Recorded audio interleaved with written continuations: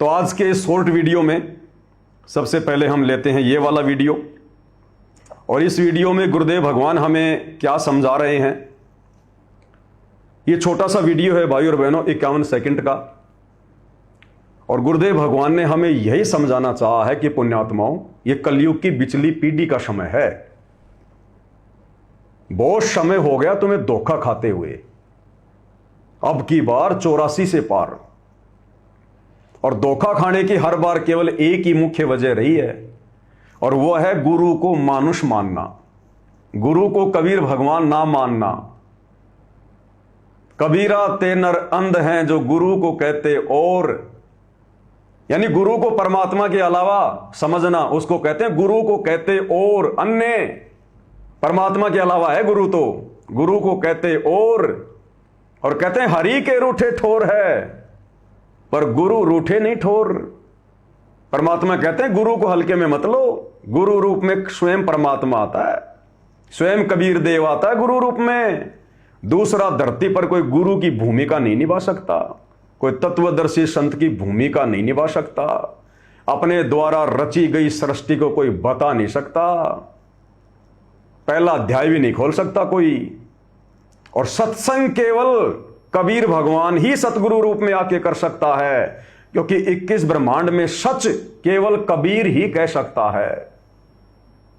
या तो ब्रह्मा विष्णु महेश के मुंह से भी ये काल और दुर्गा सच नहीं निकलने देते, फिर आप और हम सब तो उनके अधीन है। यहां 21 ब्रह्मांड का मां के गर्भ से जन्म लेकर आया हुआ, जेर में लिपट कर कोई जीव, कोई प्राणी, कोई मानुष, कोई गुरु, भला कैसे ये भेद बता देगा, काल से टक्कर ले लेगा, उसकी छाती पर बैठकर ये तत्व ज्ञान देगा। तो कहते हैं समर्थ का काम उसी को साजे, और करे तो मूर्ख बाजे। तो यही बात गुरुदेव भगवान हमें समझाना चाह रहे हैं कि ये बात बच्चों अगर तुम्हारे अब भी समझ में आ जाए, कलयुग की बिचली पीढ़ी में, जो कि लास्ट मौका है, अंतिम चांस है, इसके बाद में कुछ नहीं है, फिर एक लंबे समय के लिए लक्ष्य 84 में चले जाओगे। ये जबरदस्त कमाई जो वर्तमान में सारनाम और शतनाम की जो हम ये कर लेंगे, फिर इसको खत्म करना हमारे लिए पहाड़ जैसा काम हो जाएगा। और ये पूरी तरह से खत्म हुए बिना, जैसे वर्तमान में हमारी खत्म हो चुकी थी। आप और हम हैंड टू मावत थे, गरीब, निर्धन, छोटा मोटा रोजगार। इस स्थिति में आए बिना फिर से हम ये मार्ग समझ में नहीं आएगा। और ये कमाई खर्च करने में भाई अरबों, करोड़ों अरबों युग लग जाएंगे, करोड़ों अरबों युग। इसलिए गुरुदेव भगवान कह रहे कि समझा है तो सिर दर पांव, बहुर नहीं रहे शादाब। और अपने आप को स्पष्ट रूप से परमात्मा ना कहकर और ना कहेंगे गुरुदेव, क्योंकि ये उनका विधान है, उनका रूल है। और ये गुरु और गोविंद के बीच की खाई को समाप्त करने के लिए ही ये तत्व ज्ञान दिया जाता है,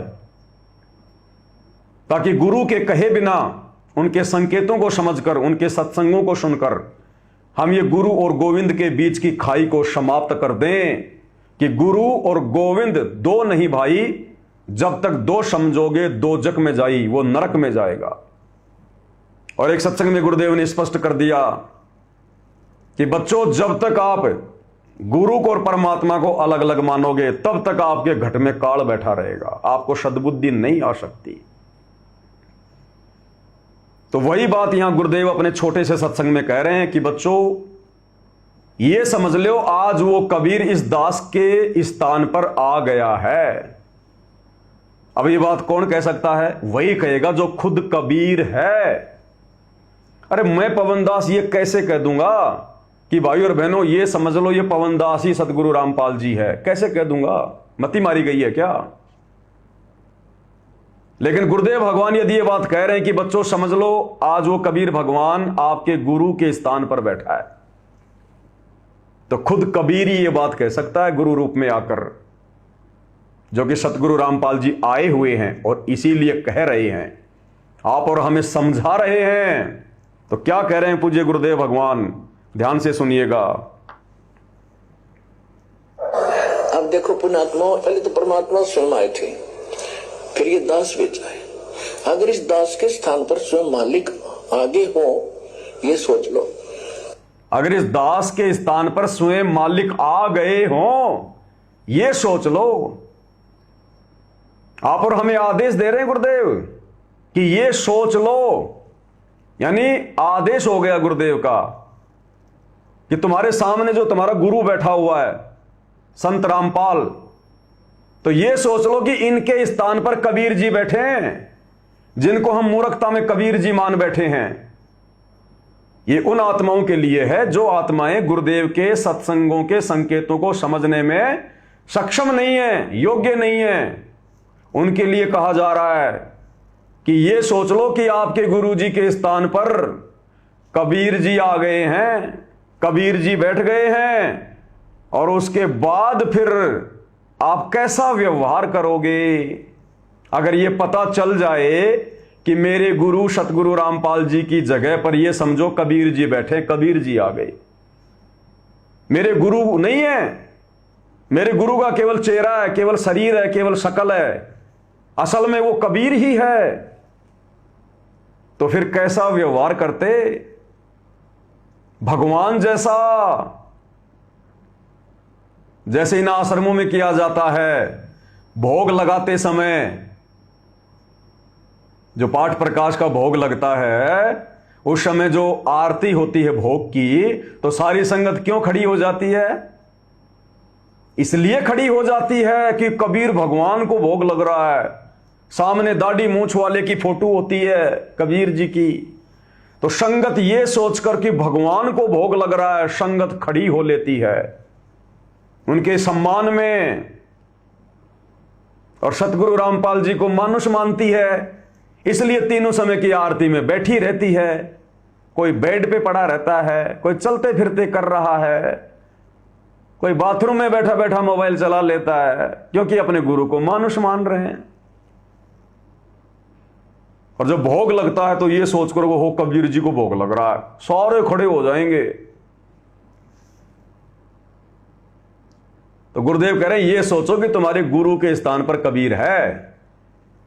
अब कबीर है तो फिर कबीर को भोग भी तो लगाना पड़ेगा, फिर भोग भी तो लगेगा। आदेश हो गया गुरुदेव का, सोचो तुम्हारे गुरु जी की जगह पर कबीर जी आ गए, तो हमने सोच लिया, गुरु जी की आज्ञा मान ली, और हमने सोच लिया कि सतगुरु रामपाल जी की जगह पर कबीर जी बैठे हैं, खाली दिखाई सतगुरु रामपाल जी दे रहे हैं ऐसे। तो अब क्या करेंगे? फिर कबीर को तो भोग भी लगाना पड़ेगा भाई, भोग के समय खड़ा भी होना पड़ेगा भाई, तीनों समय की आरती के समय भी खड़ा होना पड़ेगा भाई, और भोग के समय तो फिर आश्रम में कबीर जी के आगे ये भगत आप देखते ही हो, 5-5 ज्योतियां, 11-11 ज्योतियां थाली में लगा के आरती भी उतारते हैं भाई। तो अगर हमने गुरु जी को कबीर मान लिया तो भाई फिर कबीर जी की आरती भी उतारेंगे भाई। पाती पंच पोहब कर पूजा, देव निरंजन और न दूजा। और जब कबीर जी बैठे हमारे गुरु जी के रूप में, तो फिर वो दाढ़ी मूंछ वाले कबीर की फोटो का हम क्या करेंगे भाई? फिर उसको भी फाड़ फाड़ के फेंकेंगे भाई, उसको भी घर से बाहर निकालेंगे। और जब कबीर जी हमारे घर पर आ गए, हमारे सामने हैं, गुरु जी के जगह पर हैं, तो या तो हिसार जेल जाएंगे भाई, या फिर अपने घर पे बैठ के भक्ति करेंगे भाई, तीसरी जगह नहीं जाएंगे भाई। अगर गुरु को कबीर मान लिया तो, और मानना पड़ेगा क्योंकि गुरु का आदेश है। फिर से सुन लो क्या कह रहे हैं गुरुदेव। अब देखो पुण्यात्मा, पहले तो परमात्मा स्वयं आए थे, फिर ये दास बेच आए। अगर इस दास के स्थान पर स्वयं मालिक आगे हो, ये सोच लो, और आप जैसा व्यवहार इस दास से कर रहे हो तो हम उनसे भी यही करते। तो वहां कहते मौला बैठा मोर से, और देखे जन की भेड़, 10 कोट जम की कर जहां एक नाम की खेड़। परमात्मा एकांत द्रोखे से देख रहा है आपकी सब रिहर्सल को, कि आप कैसी भावना रखते हो, कैसे आप भक्ति कर रहे हो, कितना दान में रुचि है, मेरे दास के प्रति आपके कैसे विचार हैं। तो वो ये समझ रहे हैं कि ऐसे ही मेरे प्रति है जो उसके प्रति है।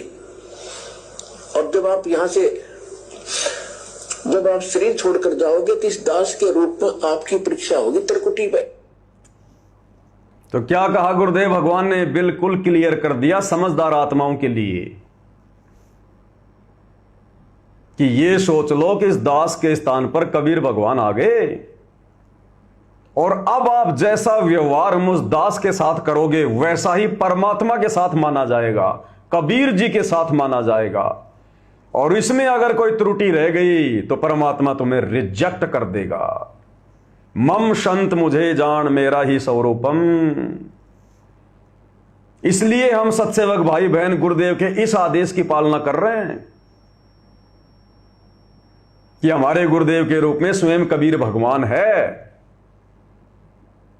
अब भगवान की पूजा में, भगवान की सेवा में, कबीर भगवान की भक्ति में, आदर सम्मान में, श्रद्धा भाव में, समर्पण भाव में, मर्यादाओं में कोई त्रुटि ना रह जाए। क्योंकि गुरुदेव भगवान कहते हैं कि परमात्मा एक झरोके से तुम्हें देख रहा है, तुम्हारी हर क्रिया देख रहा है, तुम्हारी भक्ति भाव देख रहा है, तुम्हारा समर्पण देख रहा है। इसलिए हम सत्सेवक भाई बहन मर्यादा नहीं तोड़ते, खुद टूट जाएंगे, मर्यादा नहीं तोड़ेंगे और गुरु के अलावा किसी और में परमात्मा नहीं देखेंगे, क्योंकि आदेश हो गया गुरुदेव का। अब गुरु के अलावा किसी में परमात्मा नहीं देखेंगे तो फिर किसको देखेंगे? गुरु जी को देखेंगे परमात्मा के रूप में। जब गुरु को परमात्मा मान लिया तो परमात्मा जैसी क्रिया करेंगे, भोग भी लगाएंगे, चवर भी करेंगे, आरती भी उतारेंगे, भगवान को आसन भी देंगे, भगवान की तीनों समय की आरती भी विधिवत करेंगे। और भगवान झरोके से देख रहा है, इसलिए हर प्रकार से अपने आचरण को भी शुद्ध रखेंगे।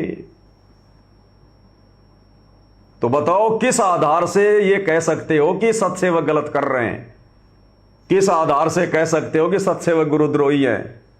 और क्यों हमें गुरुदेव भगवान कहेंगे कि ये सात संगति वाले गुरुद्रोही हैं? क्योंकि हम तो वही कर रहे हैं जो गुरु जी हमें आदेश दे रहे हैं।